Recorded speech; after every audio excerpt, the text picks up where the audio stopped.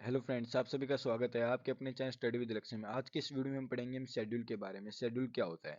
Schedule basically एक table रहती है जो कंटेन करती है एडिशनल इन्फॉर्मेशन जो हमारे आर्टिकल्स में मेंशन नहीं होती। जब हमारा संविधान लागू किया गया था 1950 में, उस वक्त हमारे पास 8 शेड्यूल थे। प्रेजेंट टाइम में 12 शेड्यूल है। पहली शेड्यूल क्या कहती है? पहली शेड्यूल बताते हैं स्टेट और यूनियन टेरिटरीज के नेम और उसके जुडिक्शन एरिया की बात करती है।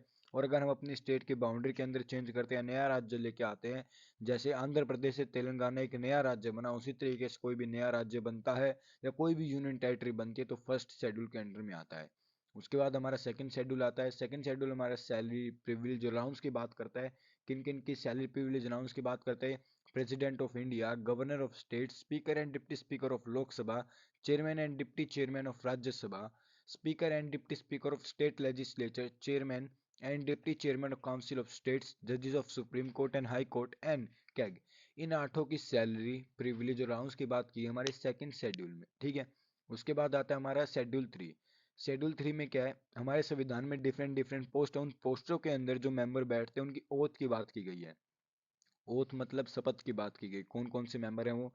यूनियन मिनिस्टर्स, सेकंड हमारे पार्लियामेंट के इलेक्शन कैंडिडेट, तीसरा हमारा मेंबर ऑफ पार्लियामेंट, फोर्थ हमारा सुप्रीम कोर्ट के जजेस, फिफ्थ हमारा कैग, सिक्स्थ हमारा स्टेट मिनिस्टर्स, सेवंथ हमारा जजेस ऑफ हाई कोर्ट। इन सातों की हमारी ओथ की बात की गई हमारे थर्ड शेड्यूल में। फोर्थ शेड्यूल क्या कहता है? फोर्थ शेड्यूल हमारा कहता है राज्यसभा की किस राज्य या किस यूनियन टेरिटरी में कितनी सीटें होंगी उसकी बात की गई हमारी फोर्थ शेड्यूल में। फिफ्थ शेड्यूल क्या कहता है? फिफ्थ शेड्यूल कहता है जो एडमिनिस्ट्रेशन कंट्रोल होगा शेड्यूल एरिया शेड्यूल ट्राइब में, वो 10 राज्यों में होगा, उसकी बात की। और 10 राज्य कौन कौन से हैं? वो हमारे आंध्र प्रदेश, छत्तीसगढ़, गुजरात, हिमाचल प्रदेश, झारखंड, मध्य प्रदेश, महाराष्ट्र, उड़ीसा, राजस्थान एंड तेलंगाना। इन 10 राज्यों में हमारा एडमिनिस्ट्रेशन कंट्रोल है शेड्यूल एरिया और शेड्यूल ट्राइब का। ठीक है। उसकी बात हमारे फिफ्थ शेड्यूल में की गई थी। अब हमारा आता है सिक्स्थ शेड्यूल। सिक्स शेड्यूल हमारा एडमिनिस्ट्रेशन ट्राइबल एरिया की बात करें, जो कि नॉर्थ ईस्ट के 4 राज्य को मिला हुआ है। 4 राज्य हमारे जिनको एक्स्ट्रा प्रिविलेज मिली हुई है: आसाम, मेघालय, त्रिपुरा, मिजोरम। इनको याद करने की ट्रिक है, एटीएम के पीछे एम लगा दो।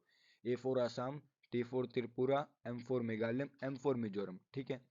उसके बाद आता है हमारा अगला सेवंथ शेड्यूल। सेवंथ शेड्यूल में क्या है? डिवीजन ऑफ पावर है between union and state in term of list. अब सेवंथ शेड्यूल में 3 लिस्ट होती हैं। क्या होती हैं? 3 लिस्ट होती हैं। अब पहली लिस्ट कौन सी होती है? हमारी यूनियन लिस्ट। इस लिस्ट में सेंट्रल गवर्नमेंट कानून बना सकती है। और दूसरी होती है हमारी स्टेट लिस्ट, जिसमें ओनली स्टेट गवर्नमेंट कानून बना सकती है। उसके बाद आती है हमारी कॉन्करेंट लिस्ट, जिसमें सेंट्रल गवर्नमेंट भी और स्टेट गवर्नमेंट दोनों कानून बना सकते हैं। एक बार दोबारा बताता हूँ मैं।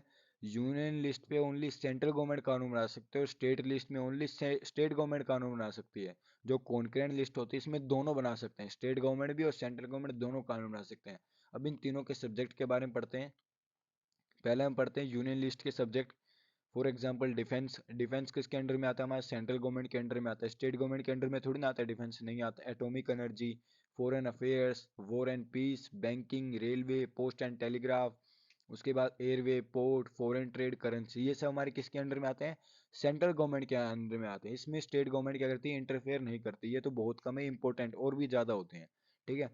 उसके बाद आती है हमारी स्टेट लिस्ट, जिसमें ओनली स्टेट गवर्नमेंट ही कानून बना सकती है, सेंट्रल गवर्नमेंट इंटरफेयर नहीं करेगी। कौन कौन? हमारे एग्रीकल्चर हो गया, पुलिस हो गया, प्रिजन हो गया, लोकल गवर्नमेंट होगी, पब्लिक हेल्थ हो गई, लैंड, लिक्वर और भी बहुत है। ठीक है। अब मैं आपसे एक उदाहरण लूंगा। जैसे लिक्वर मतलब दारू होती है। अब दारू के ऊपर सेंट्रल गवर्नमेंट कानून बना सकते हैं? नहीं बना सकती। स्टेट गवर्नमेंट कानून बना सकती है, वो स्टेट लिस्ट का एक पार्ट है, सब्जेक्ट। ठीक है।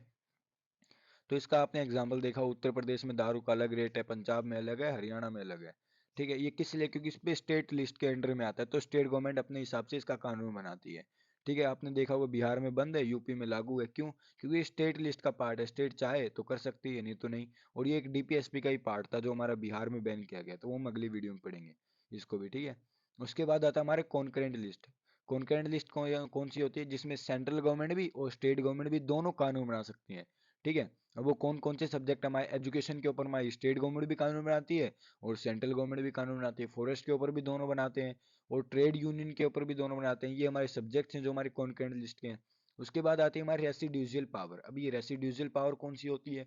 जो सब्जेक्ट इन तीनों लिस्टों में ना हो वो हमारा किस में आ जाएगा? हमारा रेसिड्यूजल पावर में हो जाएगा। जैसे जो यूनियन लिस्ट में भी ना हो, स्टेट लिस्ट में भी ना हो, कॉन्करेंट लिस्ट में भी ना हो, इन तीनों लिस्टों में जो सब्जेक्ट नहीं होगा वो हमारा रेसिड्यूजल पावर में आ जाएगा। और सेवंथ शेड्यूल में आती है रेसिड्यूजल पावर। अब आप सोच रहे हो जैसे यूनियन लिस्ट की पावर तो हमारी सेंट्रल गवर्नमेंट के हाथ में आ गई, स्टेट लिस्ट की पावर स्टेट गवर्नमेंट के हाथ में आ गई, और कॉन्करेंट लिस्ट की पावर हमारी दोनों के हाथ में आ गई। तो रेसिड्यूजल पावर की पावर किस में हाथ में आएगी? जो रेसिड्यूजल पावर है ये हमारी सेंट्रल गवर्नमेंट के हाथ में आएगी इसकी पावर, ठीक है। अब मैं आपको एक एग्जांपल देके बताता हूँ। फॉर एग्जांपल जो साइबर क्राइम है वो इन तीनों में मेंशन है, तो हमारा किस में आ गया? वो हमारा रेसिड्यूजल पावर में आ गया। तो उसको कौन हैंडल करते हैं? साइबर क्राइम को हमारी सेंट्रल गवर्नमेंट हैंडल करती है, ठीक है। ये हमारा रेसिड्यूजल पावर, इधर तक 7 शेड्यूल खत्म हो गया है। नेक्स्ट वीडियो हम 8 शेड्यूल से लेकर 12 शेड्यूल तक पढ़ेंगे, ठीक है। यदि आपको वीडियो अच्छी लगे तो लाइक कीजिए, चैनल को सब्सक्राइब कीजिए, कमेंट कीजिए। Thank you for watching this video.